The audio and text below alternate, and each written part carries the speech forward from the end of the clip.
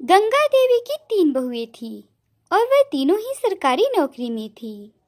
बड़ी बहू पायल बैंक में नौकरी करती थी। मंझली बहू काजल सरकारी वकील थी और सबसे छोटी बहू प्रिया एक सरकारी टीचर थी।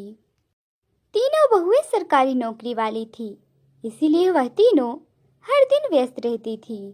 इसीलिए उन तीनों में हर दिन किसी न किसी बात को लेकर बहस छिड़ ही जाती थी, खासकर उस दिन जिस दिन संडे होता था। क्या बात है गंगा जी, आज आप इतनी सुबह सुबह मंडी होकर आ रही हैं? हाँ, आज संडे है ना, तो बेटा बहू देर से उठेंगे, तो सोचा घर पर अकेली क्या करूं, इसीलिए मंडी होकर आ गई। अच्छा, वैसे आपकी तीनों बहुएं तो सरकारी नौकरी में हैं। चलिए, वैसे ये भी अच्छा ही है कि आपकी तीनों बहुओं को सरकारी नौकरी है, वरना आज के ज़माने में भला किसको सरकारी नौकरी मिल रही है। वैसे आपकी तीनों बहुएं सरकारी नौकरी में हैं, तो उनमें आपस में खिटपिट तो हो ही जाती होगी। अरे नहीं, ऐसी कोई बात नहीं है। मेरी तीनों बहुएं बहुत ही संस्कारी हैं और उनमें आपस में कभी भी खिटपिट नहीं होती है। वो तो गाय के समान एक साथ रहती हैं। भाभी, आप घर में ना अपनी वकालत मत झाड़िए। मैं भी स्कूल की टीचर हूँ, तो इतनी गणित मुझे भी आती है। मैंने कह दिया ना कि आलू के पराठे में प्याज नहीं डलेंगे, मतलब नहीं डलेंगे। अच्छा, तो ये बात है, तो फिर मैं भी देखती हूँ कि आलू के प्याज में पराठे कैसे नहीं डलते हैं। इस पूरे घर में एक तुम ही नहीं हो जो बिना प्याज के पराठे खाओगी। तुम्हारे अलावा बहुत भी सारे लोग हैं इस घर में जो आलू के पराठे में प्याज खाते हैं। ओफो, तो मैंने कौन सा मना किया है?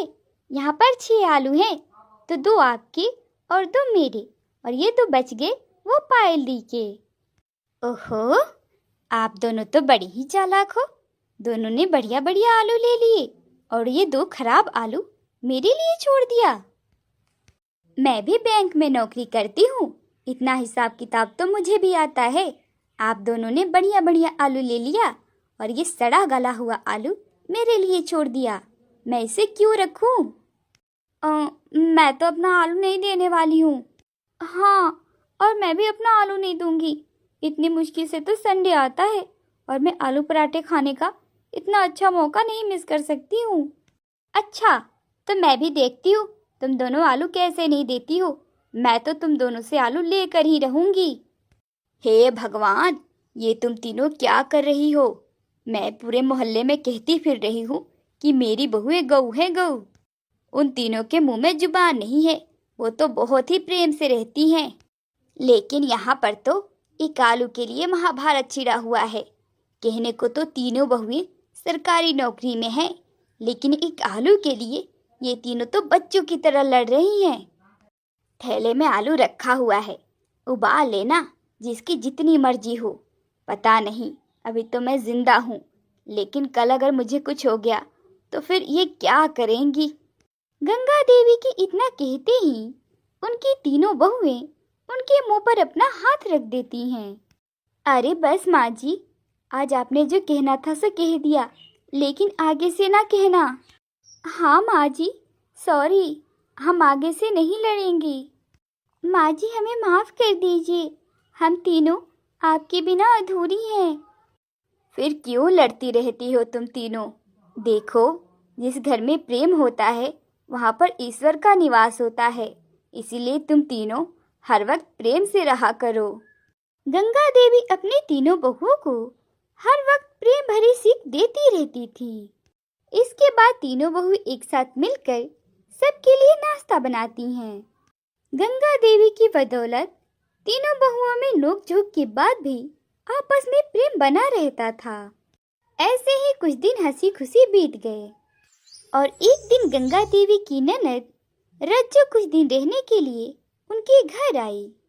रज्जो स्वभाव से एक झगड़ालू और चुगलखोर औरत थी, लेकिन क्या ही कर सकते हैं, है तो वह गंगा देवी की ननद ही ना। अरे भाभी, मैं कब से नहा धोकर बैठी हूँ, मुझे चाय और नाश्ता कौन सी बहू ला कर देगी? अरे जीजी, 2 मिनट रुक जाओ, मैं ही तुम्हें चाय नाश्ता ला कर देती हूँ। नमस्ते बुआ जी, मुझे कोर्ट के लिए लेट हो रहा है तो मैं निकल रही हूँ। हाँ हाँ, नमस्ते नमस्ते बुआ जी, मुझे भी स्कूल के लिए लेट हो रहा है। अरे अरे, तुम दोनों इतनी जल्दी जल्दी क्यों जा रही हो? जरा मेरी बात तो सुनो, मेरी स्कूटी खराब हो गई है तो मुझे भी बैंक तक छोड़ दो। ऐसा कहकर तीनों बहुएं अपने अपने काम पर निकल गई। उनके जाने के बाद रज्जो ने कहा, ये बढ़िया है, तीनों बहुएं तो काम पर निकल गई, अब तुम लगी रहो पूरा दिन घर का काम काज करने में। अरे तो क्या हुआ जिज्जी, घर पर सफाई बर्तन वाली तो लगी ही है, तो मैं थोड़ा घर का काम कर ही लूँगी तो क्या हो जाएगा। तुम भी ना खामखा ही चिंता करती रहती हो। ये लो, आपके चाय और पोहे रखे हुए हैं यहाँ पर, मजे से आप यहाँ बैठकर इनको खाओ। रज्जो की बातों का गंगा देवी पर कोई असर नहीं हुआ, लेकिन रज्जो ठहरी चुगलखोर, वो मानने वाली कहाँ थी। जब गंगा देवी से उसकी बात नहीं बनी तो उसने उनकी बहुओं को भड़काने का काम शुरू कर दिया। अरे पायल, क्या मैं अंदर आ जाऊं? हाँ हाँ बुआ जी, क्यों नहीं, ये तो आपका अपना ही घर है, जहाँ मर्जी चाहे आइए जाइए। ओह अच्छा अच्छा, अलमारी में कपड़े लगा रही हो, पूरा पूरा दिन काम करके बेचारी थक जाती होगी ना।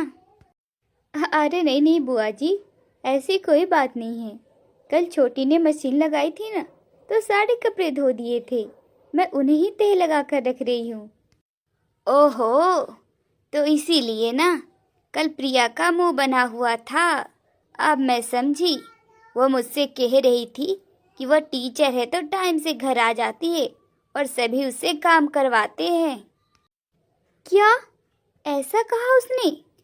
नहीं नहीं, ऐसी तो कोई बात नहीं है, हम दोनों भी तो घर का काम करती हैं, तो हमसे कभी कुछ नहीं कहा उसने। वो पागल है, ऐसे ही कुछ भी बोलती रहती है, आप उसकी बातों पर ध्यान मत दीजिएगा। पायल को भड़काने के बाद रज्जू ने प्रिया और काजल को भी झूठ मूठ की पट्टी पढ़ा दी। क्या पायल और काजल दी ने ऐसा कहा, जबकि सबसे ज़्यादा घर खर्च में मैं ज़्यादा पैसा खर्च करती हूँ। उन दोनों की हिम्मत भी कैसे हुई ये कहने की कि सबसे ज़्यादा वो खर्च करती हैं। आपको पता है बुआ जी, जब उनकी मैरिज एनिवर्सरी थी तो मैंने ही सबसे ज़्यादा महंगा गिफ्ट उन्हें दिया था। अच्छा हुआ बुआ जी जो आपने मुझे बता दिया, वो दोनों मेरे बारे में ऐसा सोचती हैं। रज्जो तीनों बहुओं में फूट डाल चुकी थी और जिसका असर साफ दिखाई दे रहा था। अरे क्या बात है, आज संडे होने के बाद भी घर एकदम शांत है। इन तीनों बहुओं को आज हो क्या गया है? आज रसोई में कुछ स्पेशल नहीं बनेगा क्या? अरे पायल बेटा, कहाँ हो? आज तुम लोगों को किचन में कुछ स्पेशल नहीं बनाना है क्या? मुझे नहीं पता है माँ जी, आज क्या बनेगा और क्या नहीं। मैंने तो अपने और अपने पति के लिए बाहर से ही खाना मंगवा लिया था, हम दोनों वहीं खा लेंगे। हाँ माँ जी, और मैंने भी बाहर से पूरी और कचौरी मंगवा लिया है, आज हम दोनों भी वहीं खा लेंगे। हाँ तो मैं कौन सा किसी से पीछे हूँ, मैं भी खुद कमाती हूँ तो खुद खर्च कर सकती हूँ। मैंने भी जलेबी और समोसे मंगवा लिया है, आज हम दोनों भी वहीं खाएंगे। और मैं तो मूवी की टिकट भी बुक कर चुकी हूँ, आज हम दोनों मूवी देखने जा रहे हैं। अरे आज इन तीनों को क्या हो गया है, सीधी मुंह बात करने को तो तीनों तैयार ही नहीं हैं। मेरे से तो पहले इन तीनों ने कभी ऐसे बात नहीं किया, लेकिन आज अचानक से इन तीनों को क्या हो गया है? मुझे लगता है कुछ ना कुछ तो हुआ है, लेकिन ये तीनों मुझसे छुपा रही हैं। वैसे ये रज्जू दीदी बहुत देर से दिखाई नहीं दे रही हैं, लगता है अपने कमरे में है। चलो मैं इनके कमरे में ही इनका चाय नाश्ता दे देती हूँ। वैसे भी इन तीनों के मूड से तो लग नहीं रहा है कि ये एक काम को भी हाथ लगाएंगी। अरे बेटा, तू यहाँ का गुड न्यूज़ सुनेगी ना तो तेरा भी दिल बहुत खुश हो जाएगा। गंगा देवी को बहुत घमंड था अपनी तीनों बहुओं को लेकर, वो अपनी तीनों बहुओं पर बड़ा ही इतरा रही थी, मैंने उनकी तीनों बहुओं में ऐसी फूट डाली है कि वह चाहकर भी अपनी तीनों बहुओं को एक नहीं कर सकती है। अच्छा, तो इसका मतलब जिज्जी ने ही मेरे घर में आग लगाई है। जिज्जी का तो मैं पर्दाफाश करके ही रहूंगी। इसके बाद गंगा देवी ने अपने मोबाइल का रिकॉर्डर ऑन करके चुपके से अपने ननद के कमरे में रख दिया और जानबूझकर रज्जू से बातों ही बातों में बात करने लगी। अरे भाभी, आपको अपनी परेशानी मुझे बता देनी चाहिए कि आप अपनी तीनों बहुओं को सेवा करके थक चुकी हो। वैसे भी जाने दो, अभी भी ज़्यादा देर नहीं हुआ है। मैंने आपकी तीनों बहुओं में फूट डाल दिया है। आप देखना, थोड़े ही दिनों में वो आपसे अपना पीछा छुड़ा लेंगी और आप आज़ाद हो जाओगी। रज्जू खुद ही बोल देती है कि उसने कैसे तीनों बहुओं से चुगली की थी। गंगा देवी तो यही चाहती थी कि वो अपने ननद से उनकी सच्चाई उनके मुंह से ही उगलवाए, और ऐसा ही हुआ। गंगा देवी ने मौका देखकर अपनी ननद की कही हुई बातें अपनी तीनों बहुओं को सुनाई। रिकॉर्डिंग सुनने के बाद तीनों बहुओं की आंखों में पश्चाताप के आंसू थे। उन्होंने अपनी सास से माफी मांगते हुए उनसे कहा, माँ जी, हमें माफ कर दीजिए। हम बुआ जी के बहकावे में आ गए थे। हम वादा करते हैं हम आगे से ऐसा कुछ भी नहीं करेंगे। हाँ माँ जी, छोटी ठीक कह रही है। हमने आपका दिल दुखाया है, हमें माफ कर दीजिए। हम आपसे वादा करते हैं माँ जी, हम आगे से किसी के भी बहकावे में नहीं आएंगे, आपका ध्यान रखेंगे और तीनों ही बहुत ही प्यार से रहकर इस घर को एक साथ चलाएंगे। अपनी तीनों बहुओं की बातें सुनकर गंगा देवी बहुत खुश हुई। बहू, हमें ऐसे किसी की बातों में नहीं आना चाहिए, नहीं तो प्यारा सा घर टूटने में ज्यादा देर नहीं लगती है। गंगा देवी की सूझबूझ के कारण उनकी तीनों बहुओं में फिर से एकता हो जाती है और उनका परिवार टूटने से बच जाता है।